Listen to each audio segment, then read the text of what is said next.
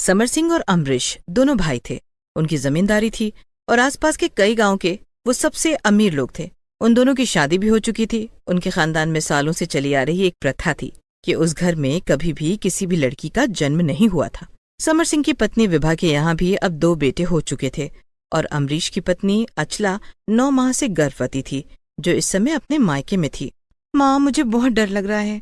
मैंने सुना है मेरे ससुराल में आज तक कभी भी किसी बहू को बेटी नहीं हुई है। अगर मुझे बेटी हुई तो? कैसी बातें कर रही है? जब तू अपने मुंह से कह रही है कि उस खानदान में आज तक कभी कोई बेटी नहीं हुई, तो तेरे यहाँ बेटी कैसे हो सकती है?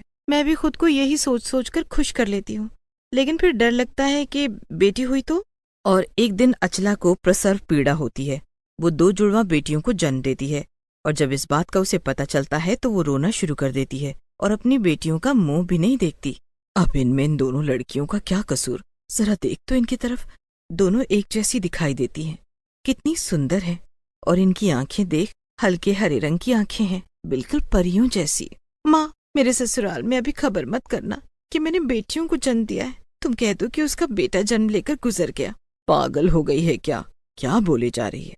2 इतनी प्यारी बेटियां हुई हैं और तू इन्हें मरा हुआ कह रही है? माँ, मैं तेरे आगे हाथ जोड़ती हूँ। मेरी कोई इज्जत नहीं रहेगी ससुराल में। बस तू कह देना कि बेटा हुआ था, गुजर गया। और तेरी 2 बेटियों का मैं क्या करूँ? माँ, इस गांव में कितने लोग होंगे जिनके यहाँ बच्चे नहीं होते। ये दोनों लड़कियां उनको दे दो और थोड़े बहुत पैसे मेरी तरफ से दे देना। अचला की माँ ने उसे बहुत समझाने की कोशिश की, लेकिन वो अपनी जिद पर अड़ जाती है।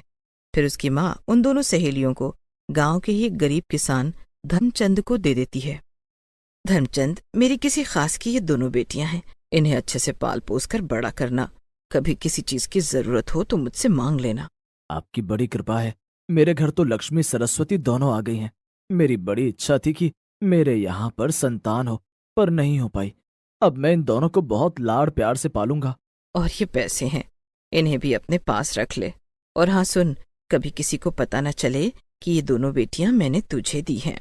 धर्मचंद अचला की माँ से वादा करता है। उसके बाद अचला की माँ अचला के ससुराल में कहलवा देती है कि बेटा हुआ था, गुजर गया। ये सुनकर अमरीश अचला को लेने उसके मायके आ जाता है। रो मत, हमारी किस्मत में अभी संतान का सुख नहीं है, पर तुम देखना, जल्दी हमारे आंगन में 2 बेटे खेला करेंगे। हाँ हाँ, बिल्कुल, भगवान हमारे ऊपर अपनी कृपा जरूर दिखाएगा। अमरीश अचला को लेकर अपने घर आ जाता है। वहाँ पर विभा को जब पता चलता है तो वो बहुत दुखी होती है और अचला से कहती है, परेशान मत हो, ऐसा हो जाता है। अगली बार देखना तेरे यहाँ पर जुड़वा बेटे होंगे। आपके मुंह में घी शक्कर दीदी, भगवान मेरी गोद जल्दी भरे। और उधर धर्मचंद और उसकी पत्नी दोनों बहुत खुश थे। वो उन दोनों बेटी का नाम दुर्गा और लक्ष्मी रखते हैं। उनसे जितना भी हो सकता है वो उन दोनों के लिए करते हैं। धीरे धीरे वो बड़ी होने लगती हैं। उनका दूध सा सफेद रंग, उनकी हरी आंखें, जो भी उन्हें देखता बस देखता रह जाता। धर्मचंद ने भी फिर कभी अचला की माँ से संपर्क करने की कोशिश नहीं की और न ही कभी उनसे उन लड़कियों के लिए पैसा मांगा। इनका पालन पोषण हमारे यहाँ ही लिखा हुआ था, लेकिन देखो तो किस्मत कैसे गरीब घर में आई है। तुम एक बार जाकर सेठानी से कहो तो सही। सुन लाजो, आज तूने ये बात अपने मुंह से निकाल दी, लेकिन इसके बाद मैं ये बात तेरे मुंह से कभी ना सुनूं। ये मेरी बेटियां हैं, इनको पालने पोसने का काम मेरा है। मैं तो अपनी दोनों बेटियों को खूब पढ़ाऊंगा लिखाऊंगा। लक्ष्मी और दुर्गा धीरे धीरे बड़ी होने लगी। वो दोनों पढ़ाई में नहीं, घर के कामकाज में बहुत अच्छी थीं और दोनों बहनें बहुत ही मधुर गाती भी थीं। और उधर अचला के यहाँ कोई संतान ही नहीं हुई। उसके बाद 10 साल बीत गए। रो क्यों रही है? हमारी किस्मत में लगता है संतान का सुख है ही नहीं। नहीं नहीं, ऐसा मत कहो। मुझे मेरे आंगन में बेटा चाहिए।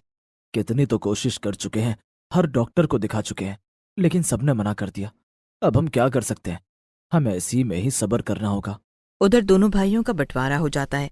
समर सिंह अपने परिवार को लेकर दूर शहर में जाकर रहने लगता है। धीरे धीरे समय अपनी गति से आगे बढ़ रहा था और दोनों ही बहनें 18 साल की हो जाती हैं। धर्मचंद को उन दोनों के विवाह की चिंता सताने लगती है। एक दिन अमरीश का भाई जब उनसे मिलने के लिए गांव आता है। देखो अमरीश, मैं जानता हूँ औलाद घर में ना हो तो बहुत दुख होता है। मेरी बात मान, मैं कब से तुझे कह रहा हूँ कि दूसरी शादी कर ले। नहीं नहीं भैया, अचला से बहुत प्यार किया है। औलाद मेरे ही नहीं, उसके भी नहीं है। और फिर आपके बच्चे तो मेरे ही बच्चे हैं ना। हाँ मेरे भाई है तो वो इसी खानदान के बच्चे, लेकिन अपने बच्चों की बात ही कुछ और होती है। तू मेरी बात मान, दूसरी शादी कर ले।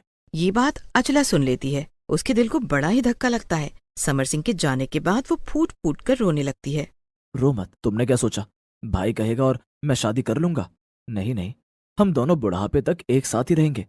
पर कभी कभी दुख तो मेरे को बहुत होता है। भगवान मुझे एक औलाद तो दे ही सकता था, बेशक वो मुझे बेटी दे देता। ये सुनकर अंचला हक्की बक्की रह जाती है और वो अमरीश की तरफ देखती है। ऐसे क्या देख रही हो? मैं सच कह रहा हूँ, अगर मेरे यहाँ बेटी होती तो हमारे पूरे खानदान की वो इकलौती लड़की होती। हम सबको बड़ी इच्छा थी कि हमारे यहाँ एक बेटी होनी चाहिए। मैं उसे बड़े लाड़ प्यार से पालता और उसकी शादी भी ऐसे घराने में करता कि सारी दुनिया देखती रह जाती। ये तुम क्या कह रहे हो? तुम्हें तो हमेशा से ही बेटों की इच्छा थी। हाँ, मैं इस बात से मना नहीं कर रहा कि मुझे बेटों की इच्छा नहीं थी, लेकिन अगर मेरे को बेटी भी होती तो मुझे उतनी ही खुशी होती अचला। आखिर होती तो वो हम दोनों की बेटी ना।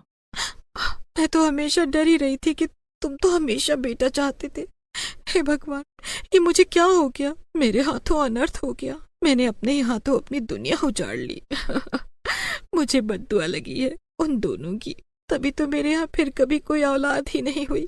अचला दहाड़े मार मार कर रो रही थी। वो अपने आप को कोस रही थी, उस पल को कोस रही थी जब उसने अपनी दोनों जुड़वा